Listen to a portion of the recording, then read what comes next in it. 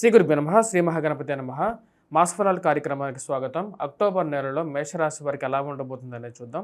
ముందుగా గ్రహస్థితి గురించి మనం మాట్లాడదాం. గ్రహస్థితి గురించి మనం చూసినట్లయితే మేషరాశి వారికి ధనస్థానంలో వచ్చేటప్పటికి గురుగ్రహ సంచారం అత్యున్నతమైనటువంటి స్థానాల్లో సంచారం జరుగుతుంది.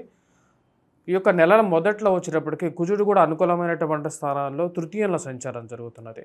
ఈ నెల 21వ తారీఖున కుజుడు యొక్క మార్పు నీచత్వం పొందబోతున్నాడు. కర్కాటక రాశిలోకి నీచత్వం పొందబోతున్నాడు.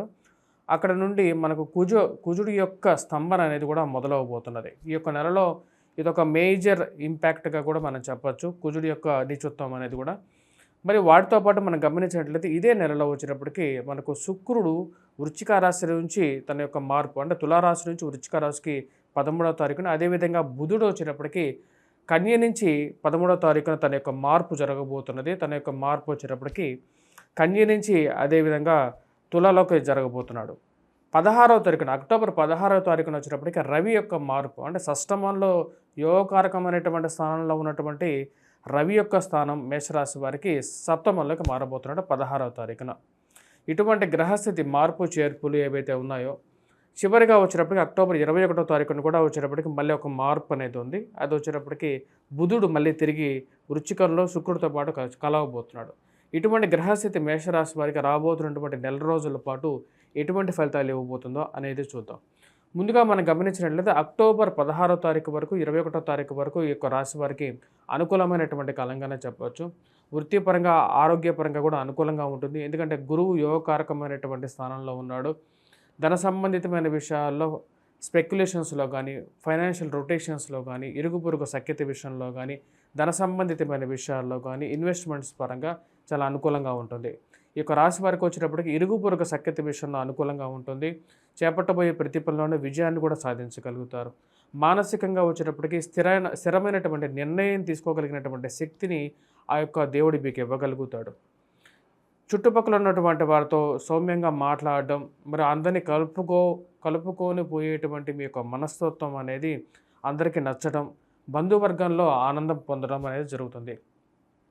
సంతాన సంబంధితమైన విషయాల గురించి ఎవరైతే ప్రయత్నాలు చేస్తున్నారో వారికి కూడా అక్టోబర్ 15వ తారీఖు వరకు, 16వ తారీఖు వరకు, 21వ తారీఖు వరకు కూడా కొంచెం అనుకూలమైనటువంటి కాలంగా ఎక్కువగా గోచరిస్తూ ఉన్నది. ఈ యొక్క రాశి వారికి వచ్చేటప్పటికీ రియల్ ఎస్టేట్ సంబంధితమైనటువంటి వ్యాపారస్తులకు కూడా అక్టోబర్ 21వ తారీఖు వరకు కూడా అనుకూలమైనటువంటి కాలంగా చెప్పవచ్చు.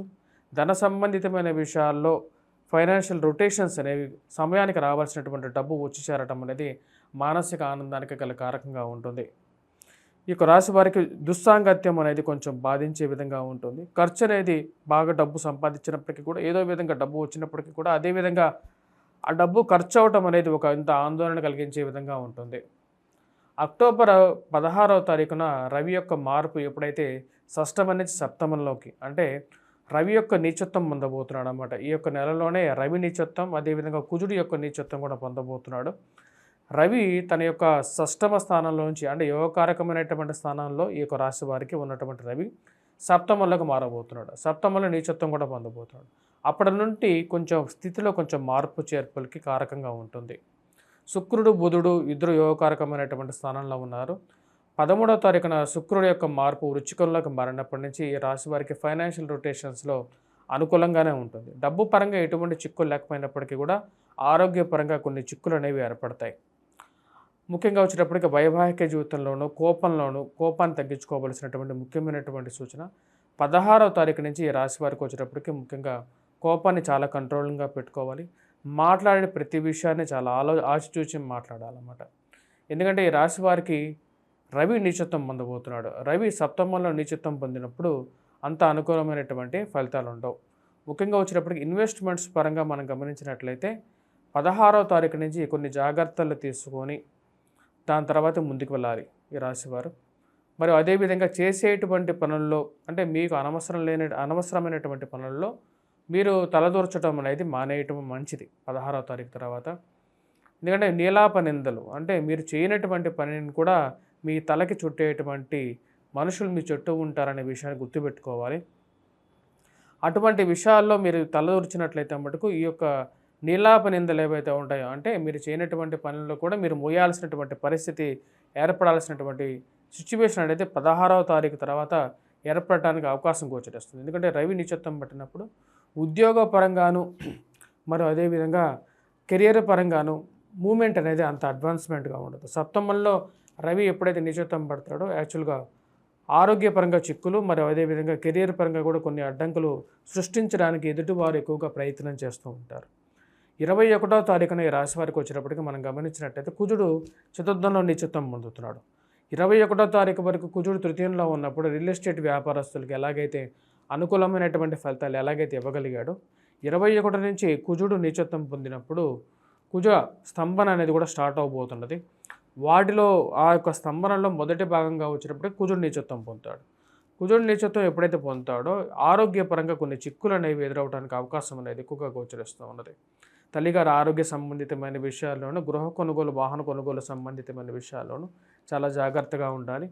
మీకు ఇన్వెస్ట్మెంట్స్ విషయంలోనూ, ఎదుటి వారికి అప్పులు ఇచ్చేటువంటి విషయంలోనూ, హామీల సంతకాల్లోనూ కొంచెం జాగ్రత్తలు తీసుకోవలసినటువంటి ముఖ్యమైనటువంటి సూచన.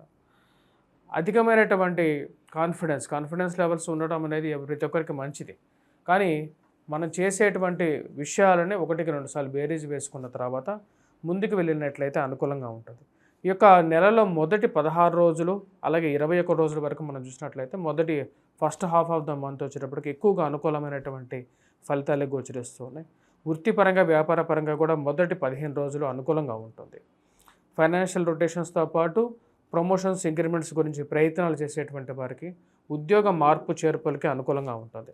16 నుంచి అంత అనుకూలమైనటువంటి ఫలితాలు గోచరించదు. మానసికమైనటువంటి కొంచెం ప్రభావం అనేది కూడా గోచరిస్తూ ఉన్నది. ఈ రాశివారు ముఖ్యంగా వచ్చేటప్పటికి శుక్రుడు బుధుడు యొక్క కలయిక అనేది ఈ రాశి వారికి అష్టమంలో జరగబోతున్నది. వాటి రీత్యా వచ్చేటప్పటికీ ఫైనాన్షియల్ రొటేషన్స్కి బాగా అనుకూలమైనటువంటి కాలంగా గోచరిస్తున్నది. అంటే సమయానికి డబ్బు అనేది ఏదో విధంగా మీకు సర్దుబాటు అవ్వడానికి అవకాశంగా గోచరిస్తున్నది. దానికి ముఖ్య కారణం శుక్రుడు అష్టమంలో ఉన్నప్పుడు అది యోగాన్ని ఇస్తుంది అన్నమాట. ఎందుకంటే ధనస్థానాన్ని చూస్తాడు కాబట్టి కొద్దిగా ఫైనాన్షియల్ రొటేషను, అదేవిధంగా ఇరుగు పొరుగు సఖ్యత విషయంలోనూ అనుకూలంగా ఉంటుంది. విద్యా సంబంధితమైన విషయాల్లో ఎవరైతే ప్రయత్నాలు చేస్తున్నారో అంటే విద్యా సంబంధితమైన విషయాల్లో వారికి అనుకూలమైనటువంటి కాలంగానే ఉంటుంది. టీచర్స్ ప్రొఫెషన్ రంగంలో ఉన్నటువంటి వారికి కూడా కొంచెం అనుకూలమైనటువంటి ఫలితంగా ఉంటుంది. ఓవరాల్గా ఈ నెలకు చూసినట్లయితే మేషరాశి వారికి మొదటి 21వ తారీఖు వరకు కొంచెం అనుకూలమైనటువంటి కాలంగానే గోచరిస్తుంది. తదుపరి కొంచెం మిశ్రమమైనటువంటి ఫలితంగా ఉన్నాయి. రాశివారు చేసుకోవాల్సినటువంటి పరిహారాల్లో 16వ తారీఖు నుంచి సూర్య నమస్కారాలు చేసుకోవటం, సూర్యారాధన చేసుకోవటం, ఆదిత్య హృదయాన్ని పఠించటం. 21వ తారీఖు నుంచి రాశివారు ముఖ్యంగా వచ్చినప్పటికీ కుజుడు నీచత్వం ఎప్పుడైతే పొందుతాడో ఆ యొక్క సమయం నుంచి ఈ యొక్క రాశివారు చతుర్థంలో ఉన్నంతకాలం అంటే అక్టోబర్ నెలలో ఈ యొక్క రాశివారు వచ్చేటప్పటికి ముఖ్యంగా పూజించాల్సింది వచ్చేటప్పటికి హనుమంతుడికి సింధూరాన్ని సమర్పించటం, అదేవిధంగా సింధూర ధారణని చేయటం. ప్రతి మంగళవారం సింధూర ధారణ, ప్రతిరోజు కూడా సింధూరాన్ని పెట్టుకున్నట్లయితే కుజుడు యొక్క ప్రభావం అంటే 21వ తారీఖు నుంచి ఏదైతే జరగబోతుందో ఆ యొక్క ప్రభావం నుంచి బయటకు రాగలుగుతారు. స్వస్తి.